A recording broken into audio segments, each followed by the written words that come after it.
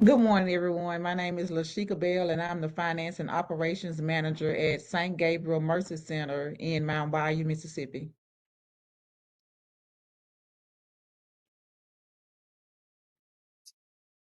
I can go. My name is Kathy Parrish. I'm with Hope Village for Children in Meridian, and I am our grant writer. Good to have you here. Not sure where I am in the lineup, but I will go next.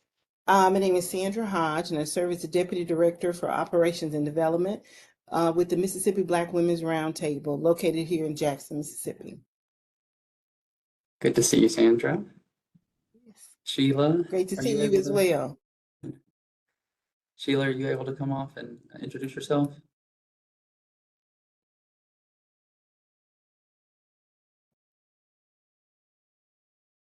Got a message in the chat. Yeah, she said she doesn't have her mic on today. So Sheila, for those if you can't see it, Sheila Kinder says that she's the director of the Mississippi School for Math and Science Foundation. So we've got a group from all over the state and a lot of different types of organizations here this morning. So that's really good. That's exciting. What we're here to talk about, y'all, is GuideStar. Y'all know that. We're going to look at what GuideStar is used for, can be used for, how you can get to it, and what are some of the things that y'all can do with GuideStar. So before we jump into it, I'll say that this is introductory. So I looked up all the different organizations we had registered for today's training. Some folks have a platinum seal of transparency. So they've put in a lot of information and a lot of work on their GuideStar profile, and some of the organizations that signed up don't have any seal of transparency. So you may not even know what I'm talking about when I say seal of transparency, and that's okay. It's okay to be at a range. For those that do have some seal of transparency, you have to renew it every year by updating your information. So it's good to be refreshed on how to do that. And for those organizations that haven't claimed your profile, don't know what GuideStar is, or at a lower seal, it's good to know what goes into what information you need to go into that, to put on your profile. So I'll start with a question. Have any of you on the call used GuideStar before? And if you have used it before, what have you used it for? For what purpose?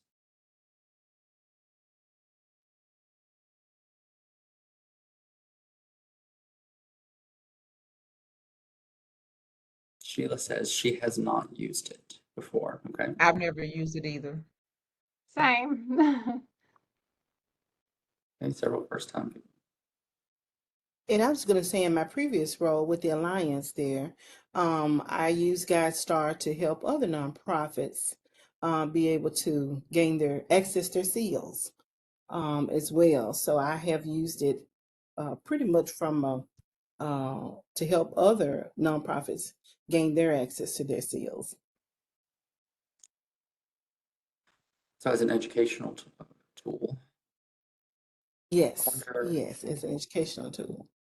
And then Kathy, have you worked with GuideStar before? We have. Good. So there's a range of different exposure then. Well, let me tell you a little bit about what GuideStar is, and we can poke around and ask some questions before we start to look at and work with it. And I'll be brief and I'll be direct. I'd rather show how to use it and what the tool is than spend too much time telling y'all about it. I think it's more useful to see things sometimes than to spend a lot of time talking about it. But GuideStar is a repository of information. In briefest terms, it's a massive repository of information about nonprofits. Every single nonprofit that files for tax-exempt status with the IRS has a GuideStar profile, whether they knew it or not, whether you knew it or not, you have a GuideStar profile. When you file for that status with the IRS and receive your letter of determination, the IRS automatically reverts some of the basic information from that registration to Candid, which is the parent company who manages our GuideStar directory. That information is then used to create basically a skeleton profile in GuideStar. So it's almost like when you create a Facebook page or a LinkedIn profile for the first time, it's just blank, right? It has your name and then there's really nothing there's nothing to it. And it's up to you at that point to go in and start editing it and building it out so that when people go to that page, there's a robust set of information for them to learn about you or your organization, etc. So every organization has a GuideStar profile. And you can do a couple of key things with it. And then there are other things too, but I think a couple of the key ones I want to hit are you can use it as a tool to tell your organization's story.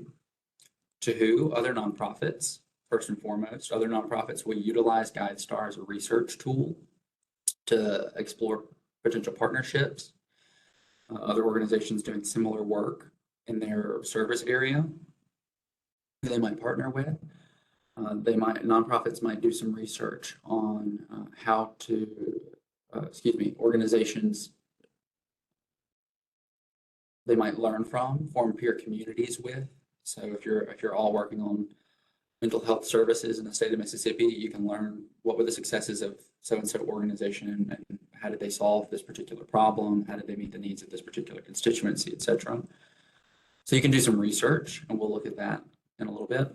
Funders also utilize this. So one of the first things that many funders do, and this is something we hear often, is that funders will turn to GuideStar and look up a nonprofit's profile when a nonprofit submits an application for funding or a letter of inquiry or approaches them in some other way. Many major funders will go to GuideStar, your GuideStar profile, and just look at some cursory information.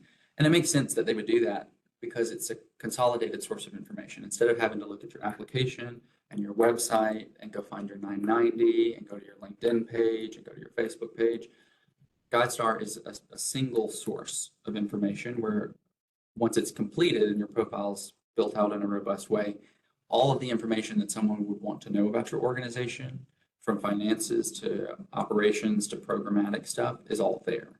So it's easy for an organization, a funder, to get a sense of who you are in a meaningful way.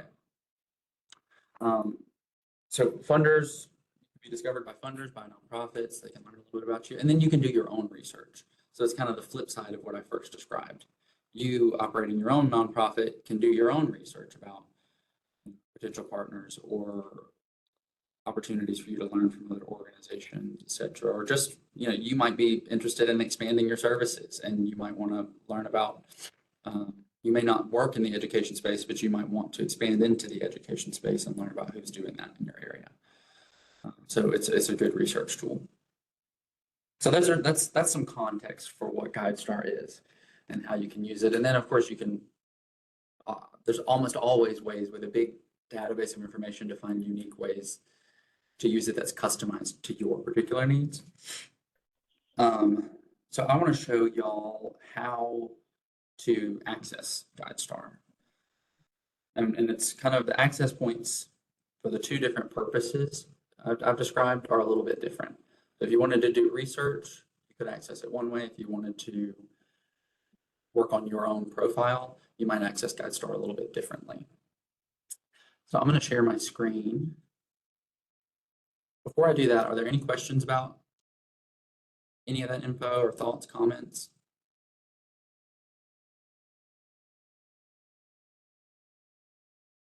Okay. If at any point you have a question, just throw it out. Just interrupt. So some of you, like we heard at the beginning, don't have a GuideStar profile, or excuse me, have not claimed your GuideStar profile. So I want to show everyone quickly how to do that. Goes into that. Share my screen. And y'all bear with me when I'm sharing screens because I am going to be bouncing around a little bit between different screens. So let's see. All right. Can somebody give me a thumbs up or come on and let me know that you're able to see that?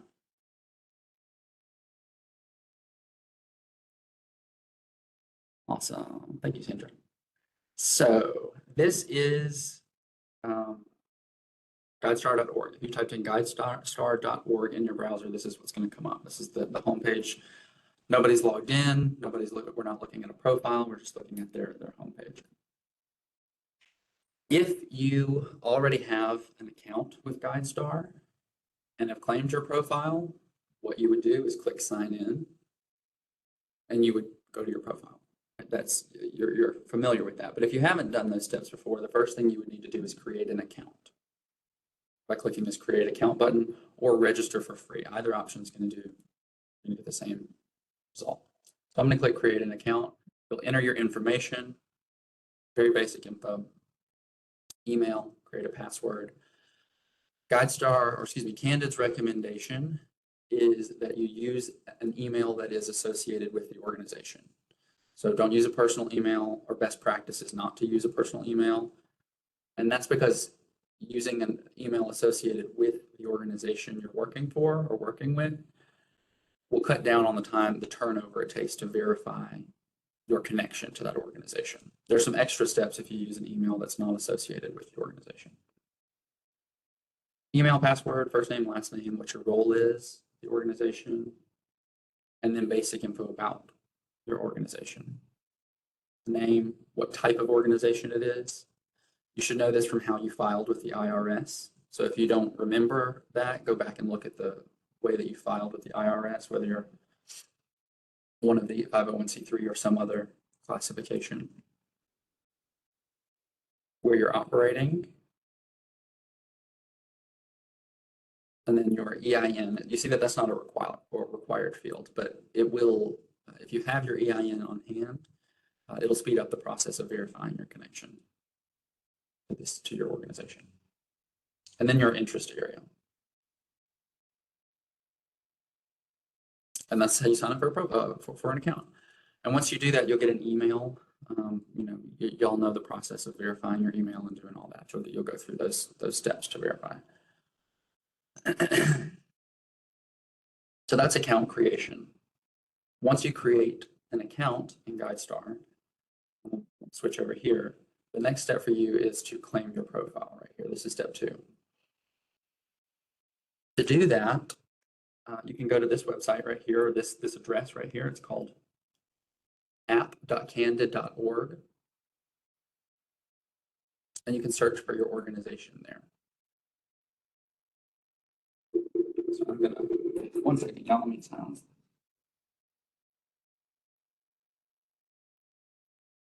So you can open, I'm gonna open this in a new tab. You can go to this website, app.candid.org, and you can type in your organization name. So we'll look at, let's say, Mississippi Alliance of Nonprofit Philanthropy.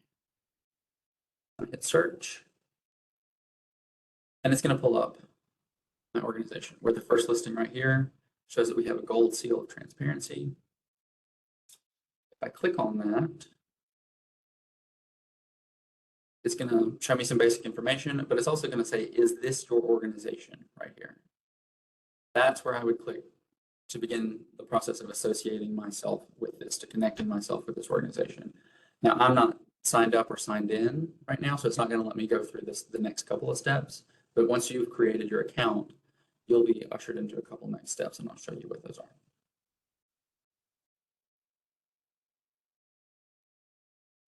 If your email claim is verified and approved, you'll click right here, and it's where it says, is this your organization? And then you'll be able to begin updating information about your organization. So there's a small turnover period where Candid will verify your connection to your organization once you create your account and enter your org's information. But once that's done, you can go in and do what we just did, that search, and connect yourself and begin to update information on your organization's profile. There's one little addendum here.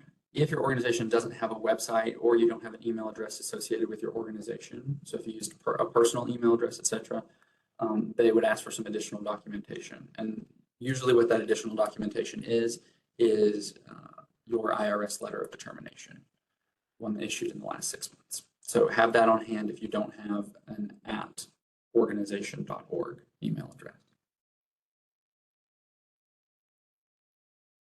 And that's all there is to it, to creating an account and claiming your profile. It's very, very simple. It's a straightforward process.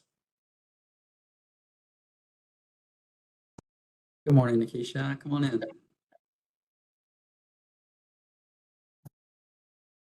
Good morning. The next thing after you have, we'll close out that tab real quick.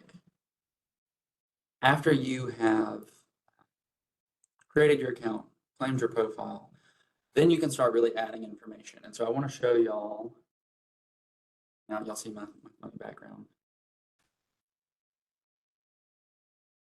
This over here.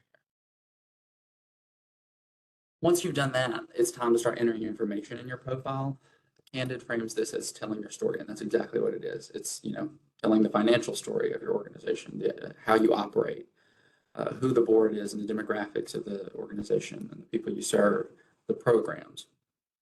And those are the level of information, the amount of information you put into GuideStar, into your profile, corresponds to what they call a seal of transparency.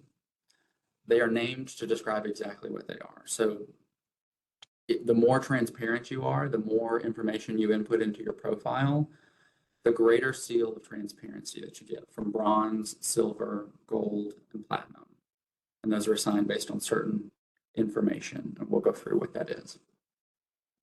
But here are a couple of best practices to look at as you're updating your GuideStar profile. So all the folks on this call are at different levels, different stages in updating your GuideStar profile. Some of you have not claimed it yet. Some of you are at a gold seal. But it's good to know what the best practices are, because you're going to want to update information. You're going to want to make sure that it's maintained. If there's at some point in time, the person who operates and maintains your GuideStar profile leaves your organization, it's good to know that the next person is going to have these best practices in place. The seals, let me see if I can zoom in because it's kind of small.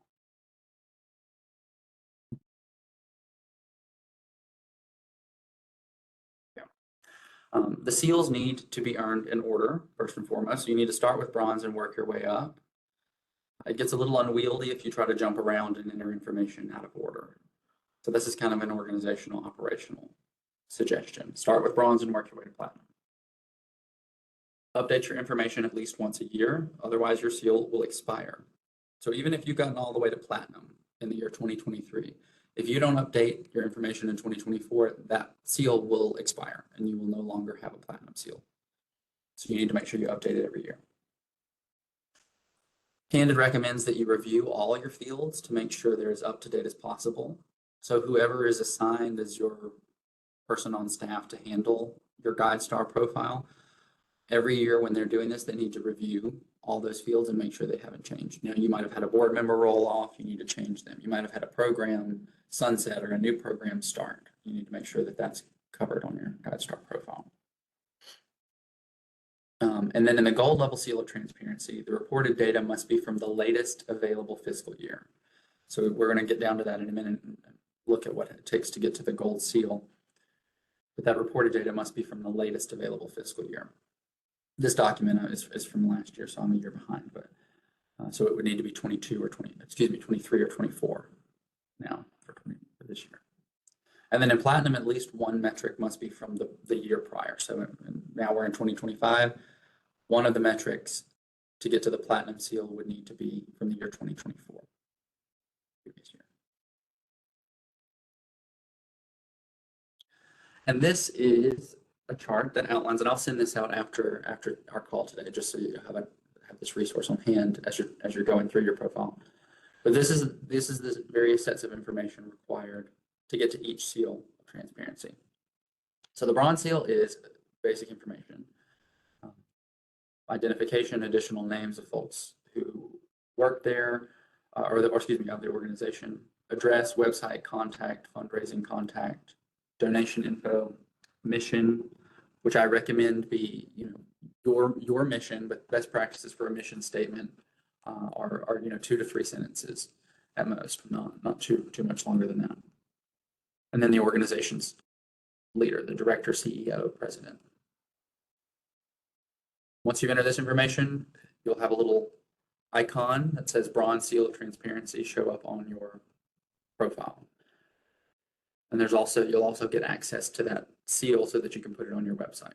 So each time you move up a seal of transparency, you can update that on the website for your organization.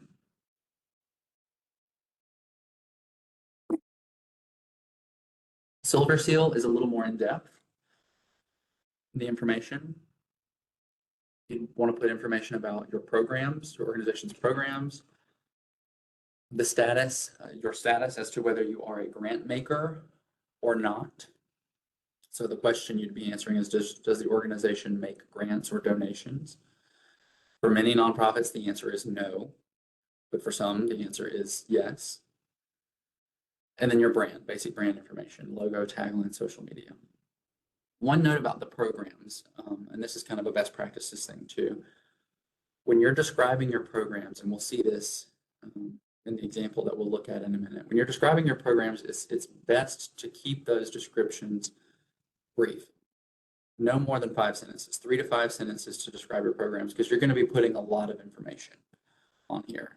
And as you can imagine, funders and other nonprofits are taking in, just like you, a lot of information. So it's helpful when that information is distilled to the most necessary information. So 3 to 5 sentences to describe your programs.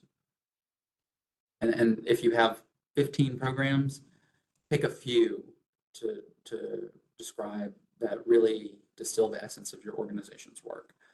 Putting 15 programs may be a little bit overload for your GuideStar profile. So pick maybe 5, upwards of 5 to describe. And then the gold seal is the next seal, and it's much more intensive. You start to dive into your financials. You start to input information about your financials. So there are 2 options for your financials. Either an audited financial statement. That's a long process to get there, but that's an easier route. There's less documentation to input there. Or you can go the second option here, which is to input this set of information here. So it's basically going through an audited financial statement and inputting information individually. So if you have an audited financial statement for the last fiscal year, that's definitely the more desirable option. Input your board chair, board members, other staff, and then demographics. I want to pause on this for a second and just highlight that Handed does a really good job, and something that I have come to like in, first of all, asking nonprofits to input this information on their profiles and build them out so that people doing research can find good information. But they also utilize it to build educational resources. So the data that you input and the other nonprofits input on your profile, Candid will use to build tools or to draw insights from and lead educational trainings and webinars on. So for instance, if they might, through the course of their work, discover that their data shows that 58% or the majority of nonprofits are led by women. They might find that. And so they might produce an educational tool that discusses, well, why are women leading nonprofits? What's leading that particular trend? And are contributions to nonprofits led by men versus those led by women, are they equal? Are they equitable? Is there equitable distribution of fundraising resources? They'll put together resources like that that are really informative and that y'all can sign up to receive. So the information you input is also useful in that way.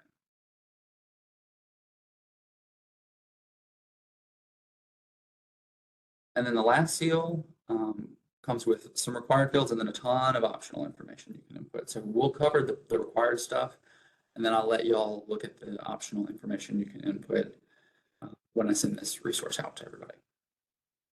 This gets into the real, sort of the deep work of your organization.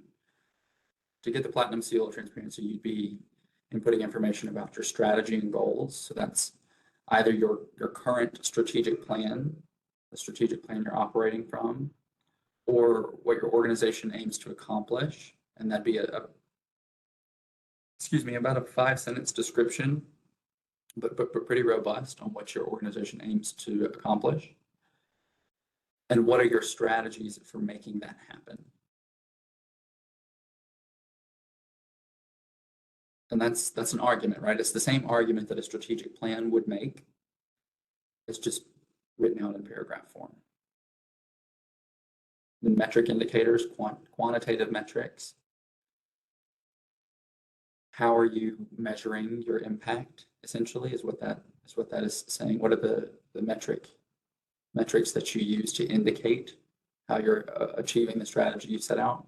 And then your evaluation documents. So how are you evaluating? What are you using to evaluate those metrics? So these are really high order. To get to the Platinum Seal of Transparency, you really have to have some of these higher order documents. If you don't have those on hand, that can take some time to develop. So the Platinum Seal, especially for newer organizations, takes a minute to get to. I would say it takes a minute to get to because you got to develop things. But the Gold Seal is something that really any and every organization can get to, and that's what we encourage folks to strive for.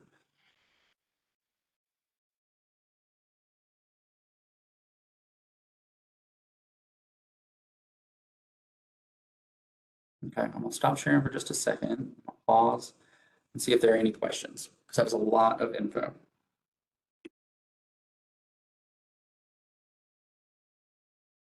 Let's see, I see something in the chat. That's an all comment.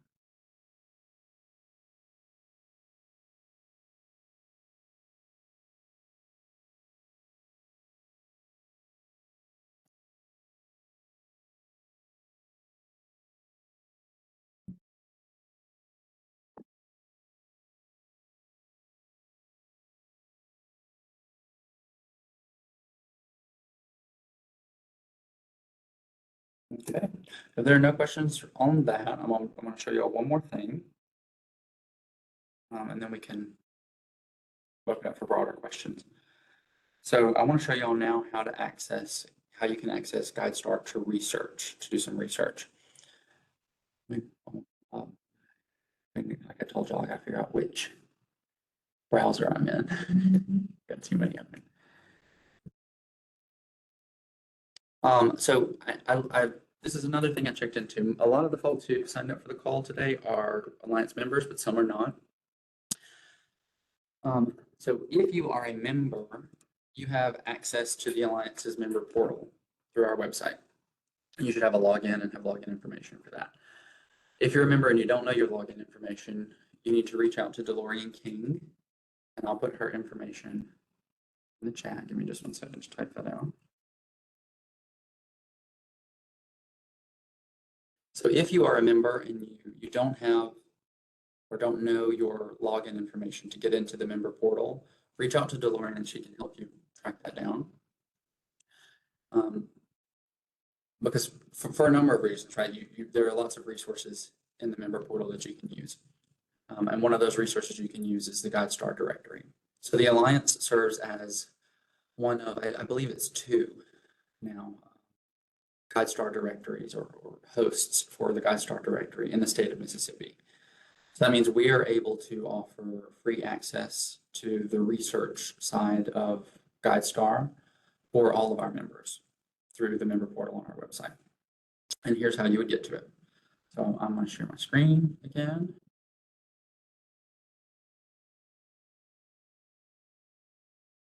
Log in. Test is always a test. Make sure you can remember your login info.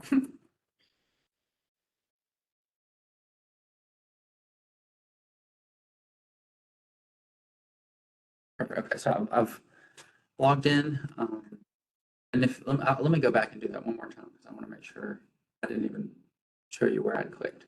So when you go to alliancems.org, to the Alliance's website, there's a set of blue buttons up here at the top. One of them says member sign in. You'll click on that and it'll take you to the login page for our member portal. And that's where I've entered my login.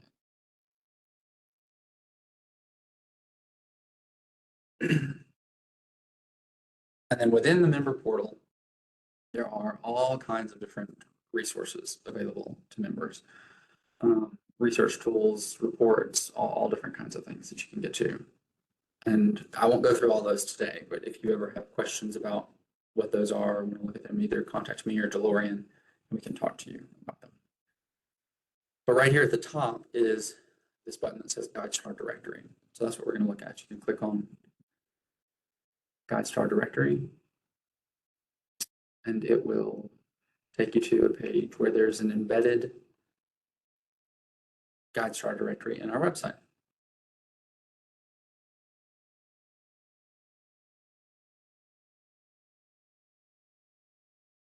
So if we wanted to, there's all kinds of research you can do here. You could look for instance, if I type in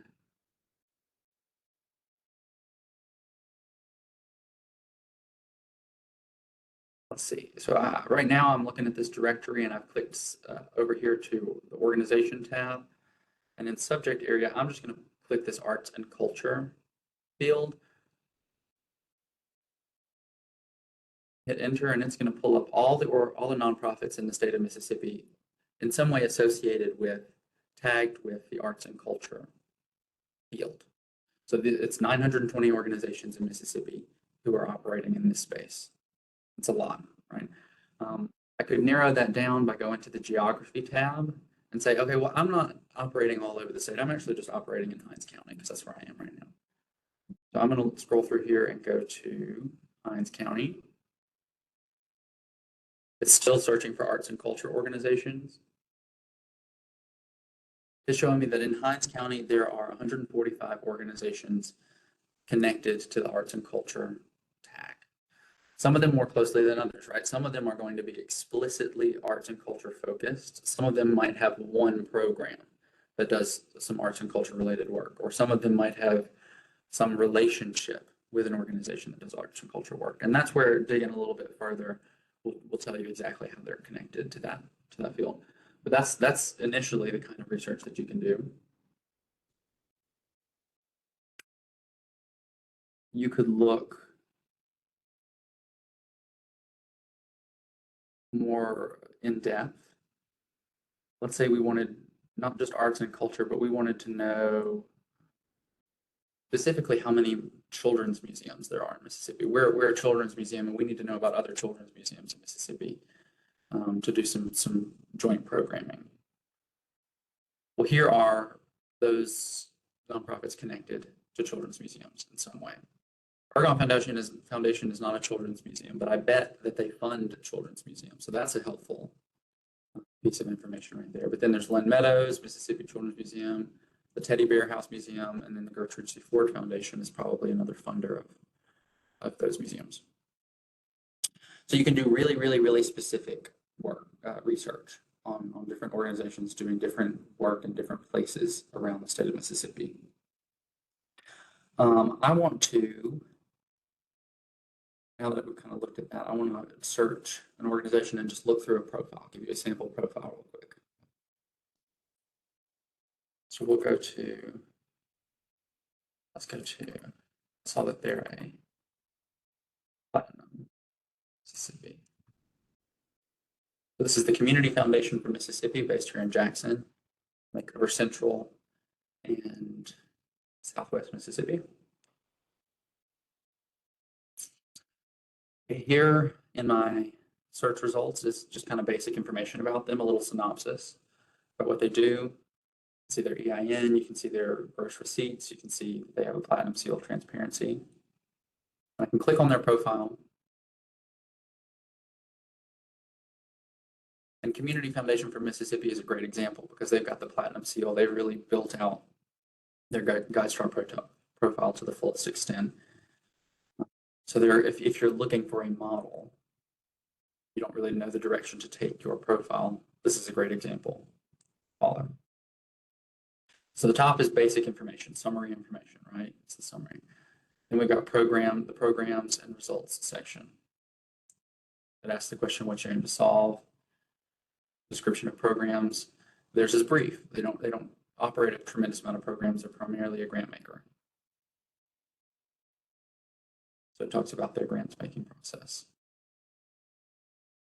Some details about their results. We talked about how they would measure their results. What are the metrics, their evaluation program.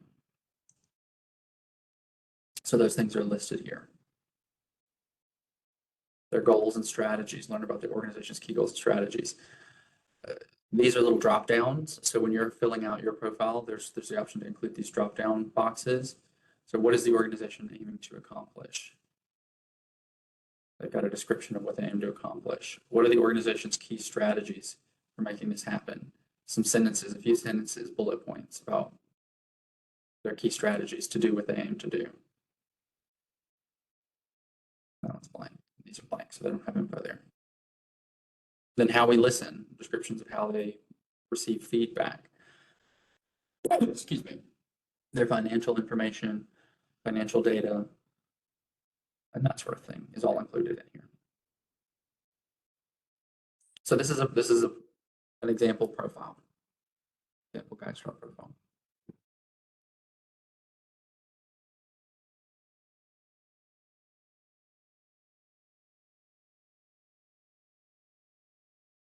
I'm going to pause there again. Anybody have any questions now that we've looked at an example?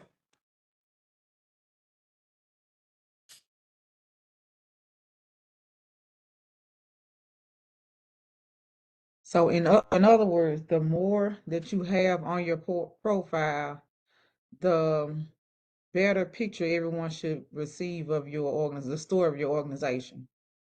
That's exactly right. That's a very good way to put it. Very good way to put it. And that's also a good way to think about it too. As you're inputting information into your profile, I would really encourage y'all to think about it as this is the way that we're telling our story. And to whom are you telling that story? Well, to other nonprofits like you, and also to funders. So what do you want them to know, and how do you want them to view your organization? So if you're describing a program that you operate, what are the essential pieces of information that other nonprofits learning about you and that funders learning about you need to know about that program, right? A lot of this information, I'll also point out, you probably have already. Especially if you've been operating for a while, you probably have most of it already. All the summary information you probably have descriptions of your programs that you've put on your website, or that y'all put in an initial grant application, or somewhere there's probably a description you could build from. You probably have financials. You've probably filed a 990 by now. You've probably had an audit, or if you're small enough to not have had an audit, you can at least assemble the basic financial info needed for the financials. And then you know about your operations.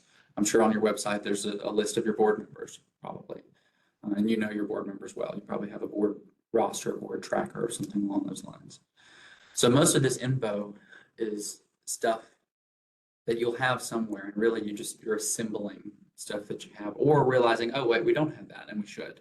So it's a good opportunity to encourage yourself to develop something you need anyway.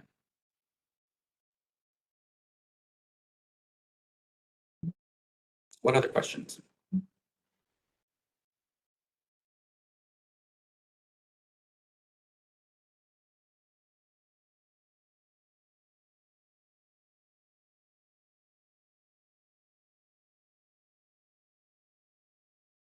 And if not questions about what we did cover, are there things that you want to know about that we didn't talk about, or that you want to understand that we didn't get to? So we've got some minutes. I have a question.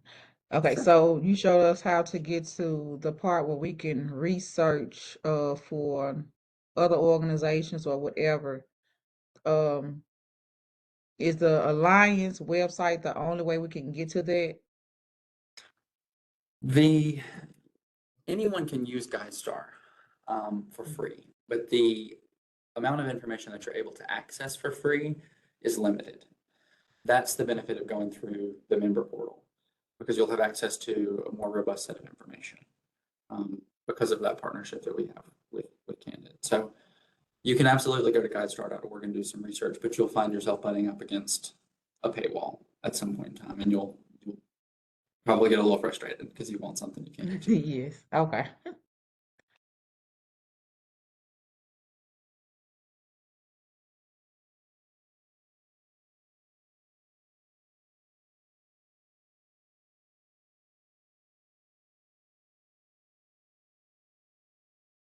All right, y'all. Well, if there are no other questions right now, I know sometimes it takes a minute to process.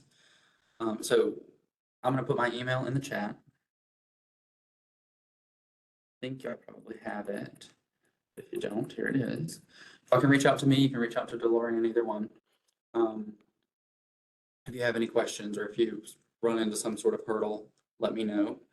We can work through that together and figure out what we need to do. And then we also have hosted some trainings. I'll just let you all know we're hosting some trainings about using Candid's other database, Foundation Directory Online, which is a repository of info about grant makers and funders. So if you missed our last training, stay tuned for another upcoming training on that. And that's something we host here in our computer lab. So we provide access to that through our computer lab here. But if y'all have questions about that come up throughout the course of working on your GuideStar profile, just reach out. And with that, it looks like y'all are going to get to start 15 minutes early on your lunch break. Or go take a walk. Today is the perfect day to take a walk.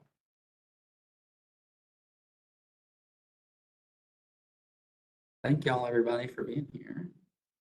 Thank you. I'll see y'all next time. Thanks.